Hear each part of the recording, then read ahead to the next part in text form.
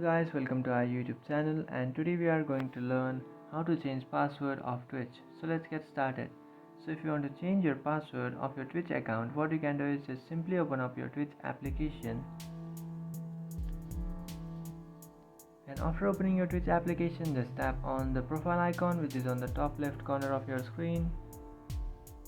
After tapping on that profile icon, tap on account settings, and then tap on security and privacy, which is the fourth option. After tapping on security and privacy, tap on password, which is the fifth option, and now you can change your password. So to change your password, what you have to do is you have to enter your current password and then enter a new password and then re-enter that new password that you have just entered.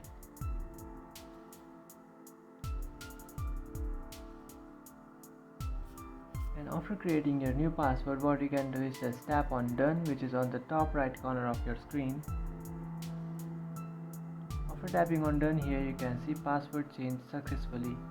So that's it guys, this is how to change password of Twitch. If you find this video helpful, don't forget to like and subscribe to our channel. If you have any doubts, feel free to comment below. Thanks for watching.